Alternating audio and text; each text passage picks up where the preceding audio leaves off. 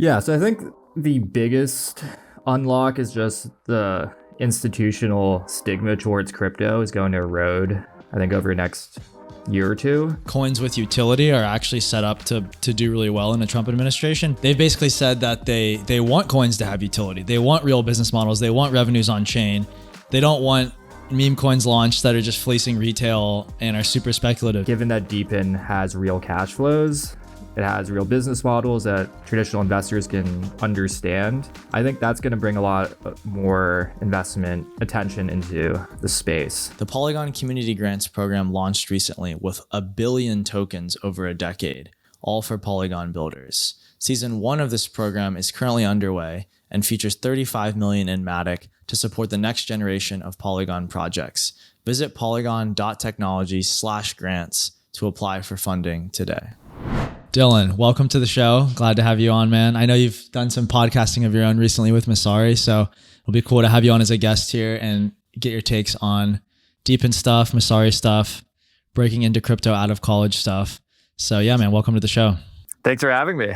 For sure. So you've said many times on Twitter that DePIN is the frontier. I think you've coined that phrase. I like it a lot. But what does that mean to you? Explain that to our audience.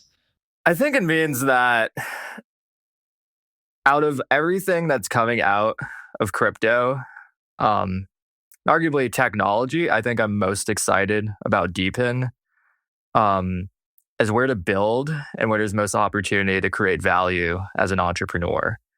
So I think if we look at traditional VC, Web 2, I think a lot of the opportunities that were present in 2010s are not really there anymore. Kind of the YC mentality of like an enterprise B2B SaaS model or like a marketplace like Airbnb. I think a lot of those opportunities have been saturated. And I think there's like too much capital being deployed there. I think there's too much time, talent.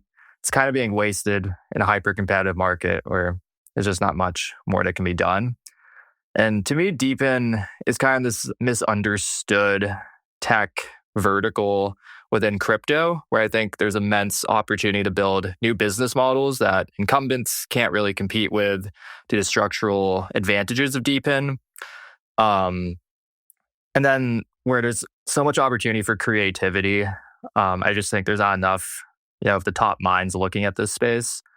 And I think if they built there, they would find immense value, kind of what entrepreneurs were looking for in tech over the last 20 years.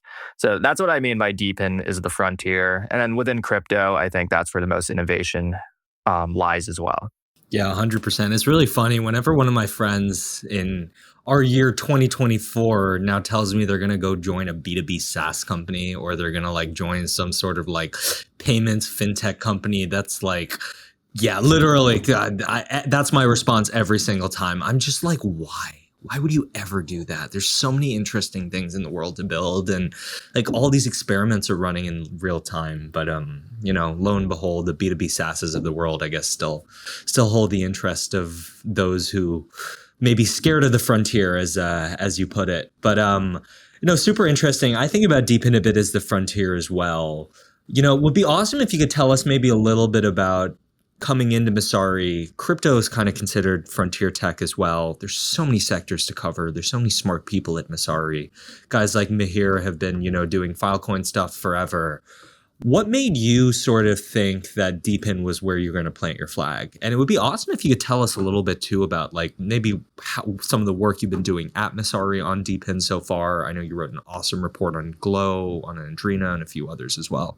Yeah, so Messari covers, I think, basically everything across the board in crypto, from infrastructure to DeFi to ZK to DePIN. I think for me, why I've focused on DePIN is kind of a combination of factors coming together. So first, Messari kind of has the reputation of coining DePIN. So Sami Kassab, he was a brilliant analyst at Messari, and I think it's been on your podcast a ton as well. He's been credited with developing a lot of the higher level framework for thinking about DePIN, coining DePIN. So Messari has like tons of internal resources and kind of a knowledge base on DePIN that's very easy for me to tap into as an analyst on our enterprise team. So I think there's first like an advantage in terms of knowledge and just institutional foundations with DePIN. So I think that's like one element of it. And then I think my own personal journey into crypto, I started out in college trying to fractionalize houses and sell shares of them, like rental properties for like $50. Like freshman year is like COVID. Didn't find anything better to do. And I think that like brought me to crypto very fast, to tokenization. It was just the easiest way to record shares in a house, to distribute payments. It was the easiest engineering lift. You could take advantage of platforms like Stellar and other blockchains where there's a bunch of built-in components already. There's composability of DeFi and other applications. And I think it kind of opened up my view into how crypto can better facilitate interactions with the real world, especially in financialization. And like I ended up dropping that with interest rates rising and like it's just not profitable model for rental properties. But that kind of put me down the RWA rabbit hole. I remember there was like a big report in 2022 about like 30 trillion going on chain, being tokenized, which I think is like a little misleading, but I thought more and more about it. And I worked at a large financial institution. I looked at how tokenization would work. And I think I saw the largest opportunity in DePIN because at the end of the day, RWAs is really just taking an existing asset and putting it on chain, which has a lot of value, but it's not creating a lot of new fundamental value. And I think DePIN does that. It builds like new business models. It coordinates capital in a way that you couldn't before. And I think that's creating a lot more value, especially in the short run, than RWAs can. So I think just Messari being the DePIN kind of research hub, and then my interest in RWAs, and then Sammy, he actually left a bit before I joined Messari. I think all those came together, led me to focusing on DePIN. Well, it's been a great succession so far. We'll hand you the Prince of DePIN crown from Sammy to Dylan over here. I'm sorry. No, that makes a lot of sense. I mean, Sal at EV3 has said a lot of times on Twitter that RWA is their assets on chain, and DePIN is our assets on chain in terms of devices that people are contributing to a network that provides a service, but built in a decentralized way. And so I'm way more into DePIN than RWA, although I see real world assets sometimes as potentially being like part of the building block for a lot of DePINs. But yeah, that's how I would kind of contrast the two. In terms of the election outcome that we saw a couple of days ago, how has your DePIN thesis or outlook evolved? What do you think happens to DePIN now that Trump's in office versus Kamala, Republicans versus Democrats, kind of clean sweep in the US government? Yeah, so I think the biggest unlock is just the institutional stigma towards crypto is going to erode, I think, over the next year or two. And that's going to unlock tons of capital flowing into crypto, institutions, investors looking more deeply at what there is to invest. I think given that DePIN has real cash flows, it has real business models that traditional investors can understand. I think that's going to bring a lot more investment potential or investment attention into the space. So yeah, I think right now, people are talking a lot about DeFi, how deregulation opens up a lot more opportunity for financial services. I think something like a Solana ETF is going to emerge in the next year or so. And then like looking more at the larger crypto sectors, I think those will benefit the most. I think DePIN downstream benefits more than any of these sectors, just because I think it's best suited for institutions and they can make the case to clients why they should be investing in it. Yeah, so I want to string a couple of things together here because we had Ryan Selkis on the pod maybe a year ago, and I've really appreciated the work he's done around crypto and politics. I think he's done a lot of good for the space, but he basically said that buying meme coins and holding them one of his protest vote because these meme coins kind of inherently had no utility and so therefore couldn't really be regulated by the US government. And so he was all in on WIF, and we all wore a hat on the pod, and it was a really funny moment. And that was before Meme Coin Mania. Good episode. That was a great episode. We got to have him back on. But that was a really funny moment. And like now I think things have almost flipped in the sense that I've seen a couple of really smart people on Twitter basically say that they think coins with utility are actually set up to do really well in the Trump administration, because especially JD Vance, who seems way more knowledgeable on crypto, and Vivek and some of the others, they've basically said that they want coins to have utility. They want real business models. They want revenues on chain. They don't want meme coins launched that are just fleecing retail and are super speculative. So I'm actually hoping for somewhat of a rotation towards DePIN and towards fee switches and towards getting revenue on chain. And I think we really might see that in a Trump admin. Yeah, I mean, just one day in, I think we saw a big surge in DeFi, Aave in particular, Uniswap to some degree. I think the one thing though is like valuations are probably going to be pretty divorced from the fundamentals, even for utility tokens. So I think if you really look at it from that perspective, it's not really like value-driven investments. It's still kind of meme coin-esque in terms of where the valuation is versus the fundamentals. So I think maybe utility tokens will drive more mindshare and attention as like having more potential. I'm not sure if their market caps are really going to be aligned to where they should be based on that logic. Yeah, no, that's for sure. But I mean, look, this happens across industries over time, right? When a new idea is starting to gain proliferation at scale, it just trades at like a banana fucking valuation as people are trying to get their heads around what's actually going on, where real growth is going to come from.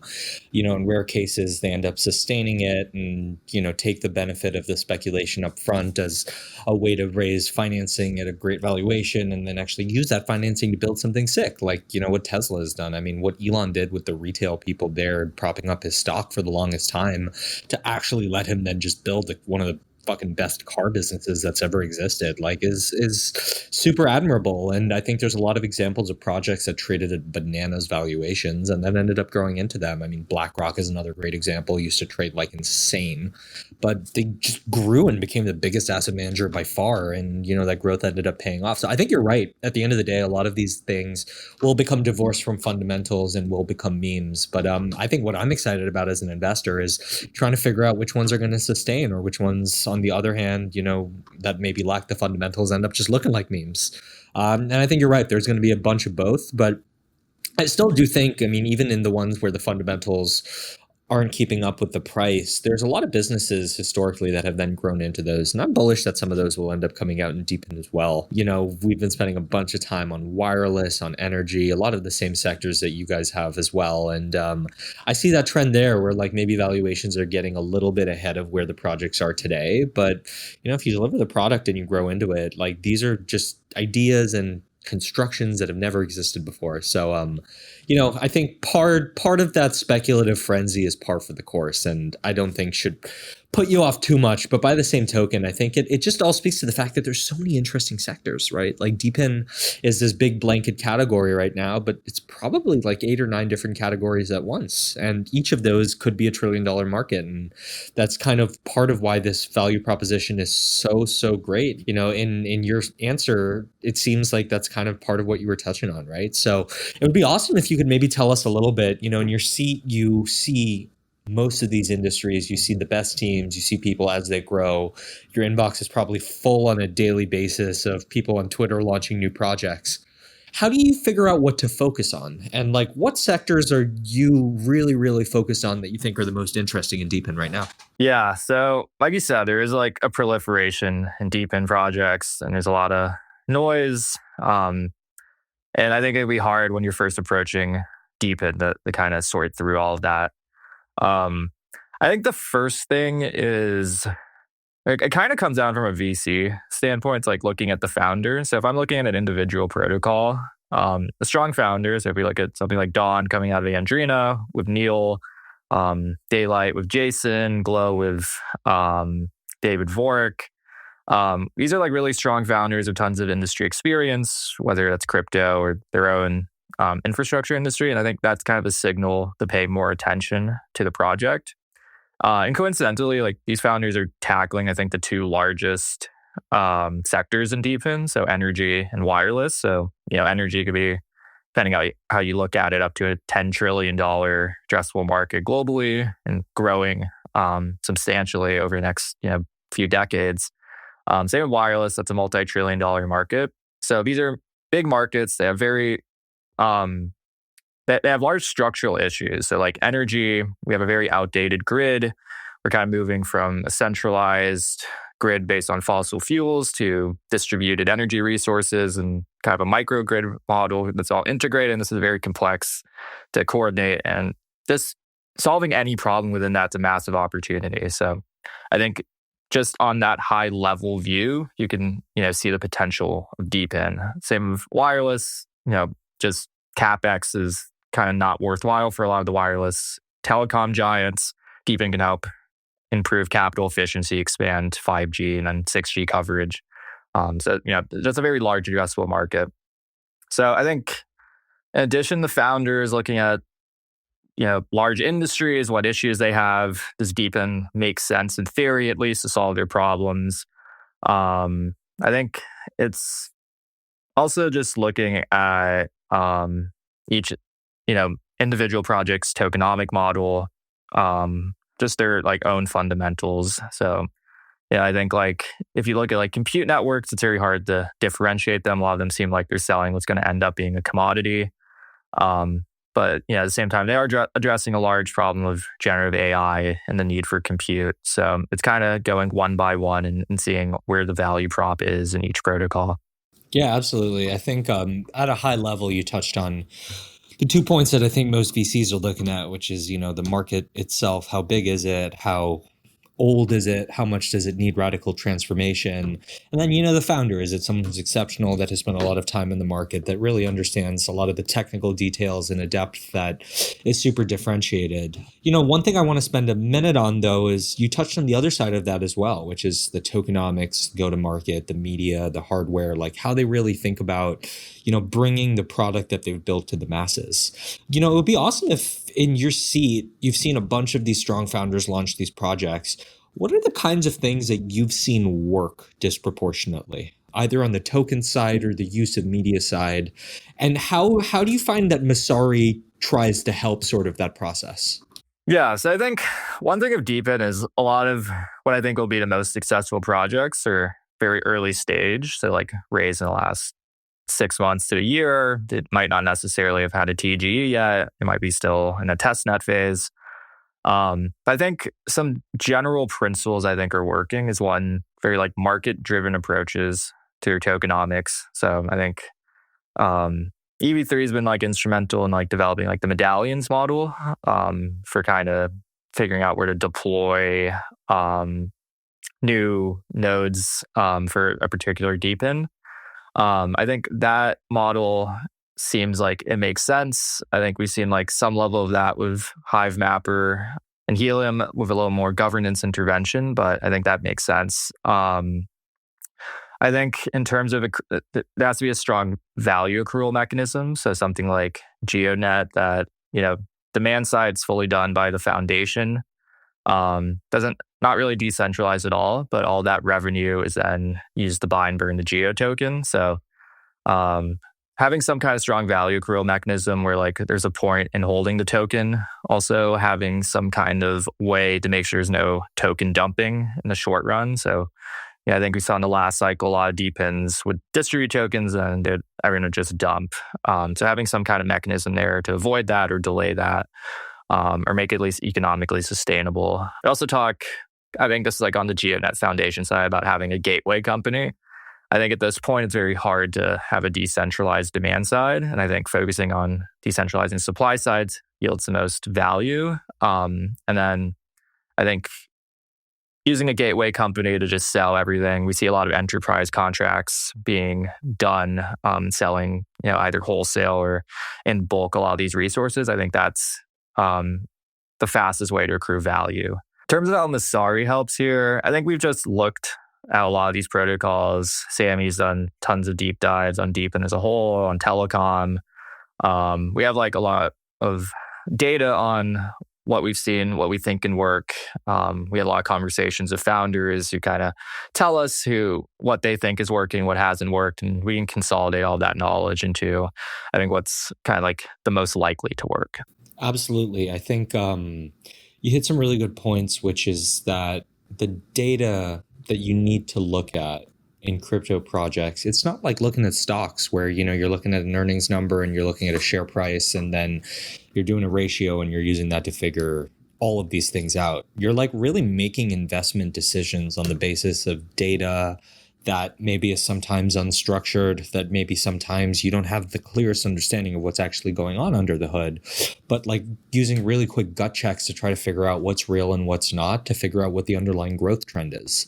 But that work can be really hard for investors, especially new investors coming into the space, because there's so many different data sources. Like Messari, I think, has built an awesome product, but like even Messari can't cover like the tens of thousands of crypto projects out there that like have their own underlying token structures and governance structures and their own nuances. So, if you're an investor and you're trying to understand DePIN and you're trying to go beyond just looking at like the name and the narrative, you're really trying to understand whether something is a good medium to long-term investment. How would you start looking for data? How would you start looking to do the research to make a really informed decision? Yeah. So I'll say like even in Messari, this is like a large internal conversation in that there's just very little high quality data on DePIN. So I think like with DeFi, you can look at TVL and on-chain metrics and active addresses, things like DeFi Llama, Messari's data on DeFi, which I think's high quality. But I think DePIN, as a newer sector narrative, doesn't really have that. So obviously, like DePIN Ninja has some great data. We're trying to kind of ramp that up as well. But it's a lot of manual, like going through, on-chain analytics, going through just the white papers, talking to founders to get the numbers from them because they're the only ones who have it. So I think that's like a massive challenge. Just the data. DePIN as a whole is opaque. It's very hard to standardize data because every DePIN does things differently. There's so many subsectors. We don't know which sectors will be most successful and are worth looking at in the long run. So I think for investors coming in, I think that's kind of where the alpha is that it is so opaque. It is so hard to get the data that if you do the work, that if you talk to the founders, that if you do the market research, if you talk to, DePIN research analysts and Messari, I think you'll get insights that will help you just get alpha, be able to make better investment decisions. But I think it is a challenge, but the challenge is where the opportunity is. That's literally what I was going to say is like the alphas and the complexity. Once all of this data is super clean and public and easy to find, a lot of the edge will have been competed away. And that's why it's really interesting and fun to work in DePIN even today. It's still very early. But Dylan, I want you to put yourself in the shoes of maybe you're talking to a junior or senior in college. What would you tell them about how you broke into crypto right out of school? Like, any tips you have, lessons you took from that, just how you got it done and what you'd advise them to do. Yeah. So I had a panel at NYU like last week where I had this exact same question from the students. I think crypto, not a very structured recruiting process. That's not like investment banking or private equity these days or consulting where you're, basically recruiting your sophomore spring and then you have an offer for your junior summer and then hopefully you get a return offer and so forth. Crypto, a lot of the protocols, companies, firms, you don't know if they're going to exist a year from now. So it's not like they're going to give you offers ahead of time in college. So I think the best advice is to do your research, make sure you want to join the industry, and then go very deep on a sector or technology and what you're interested in. And from there, write research, post threads on X, Twitter, on Substack, reach out to people. Crypto, I think, is the most open industry. Like you can just message someone on Telegram and they'll hop on a call with you in like an hour, right? So I think by just reaching out to people, building your reputation, having smart, insightful insights, I think the opportunities will just present themselves, right? Because I think crypto is an industry where anyone can break into. And if you really differentiate yourself and show that you put in the time, the effort, the energy into understanding something deeply, you'll get the opportunity to work in what you want, whether that's research or investing or at a protocol. So yeah, and I think obviously it's perfectly fine and maybe even better to just start out a normal firm in consulting, finance, and tech, and then make your way to the industry a few years in once you're really sure you want to do it. Yeah, no, it makes total sense. I think at the end of the day, getting people out early and trying to find the pockets in particular, I think that really catch long-term interest, which I think in this case really have to do with like the differentiated business models, and the differentiated way you think about community is really the best way to do it. So I think with that, Connor, do you want to get into a lightning round here? Yeah, let's do it. Let's have you ask the first couple, and then I'll finish up and wrap us. Hell yeah, sounds good. So Dylan, I don't know if you've done, I think we've done one of these lightning rounds before, but super simply, we're just going to give you a term. Give us the first thing that comes to your mind. Okay. Sound good? Yep. No filter. Good. No filter at all. Okay. JD Vance. Next president. Fuck it. Yeah. Okay. Department of Government Efficiency. America's comeback. Let's go. Cool. Tau. Tau is the future of crypto XAI. Glow. Glow will be the largest protocol to come out of crypto. DePIN for sure. Wow. That's a big claim. R.I.P. Gary Gensler. Relief. I want to say rebirth, maybe. I like it. What about DePIN? DePIN's the frontier. I like it. I like it a lot. I wonder where you heard that one. Yeah. What about Messari? Number one research firm for all of crypto. Next 5 years. Oh yeah. And last one, Donald Trump. Donald Trump. I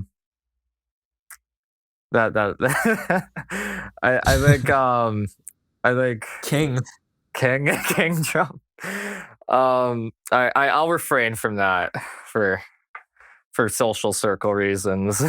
47th. Okay, fine. We'll give you a different one. We'll give you a different one instead. Good for crypto. Hands off. Good for crypto. Good for crypto. Ryan Selkis.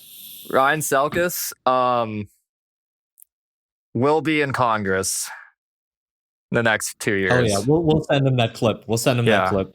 We need that. Awesome. I think with that, this has been an awesome episode, Dylan. Thank you so much for taking the time to come on here. And Connor, you want to wrap it? Yeah, for sure. Guys, don't forget that DePIN is the frontier. And Dylan, where would you like to direct our audience to keep up with your work and Messari's work covering DePIN? Yeah, I think on X at Dylan G. Bane, and then Messari.io. My research is published there. Awesome. Well, thank you, sir, for coming on. Thanks so much. Thanks for listening to the Proof of Coverage podcast. We post new episodes Mondays and Wednesdays, interviewing the best DePIN and crypto founders out there. If you like this episode, follow us on Twitter at CoverageProved and all other platforms, including YouTube and Spotify at Proof of Coverage Podcast. Thank you.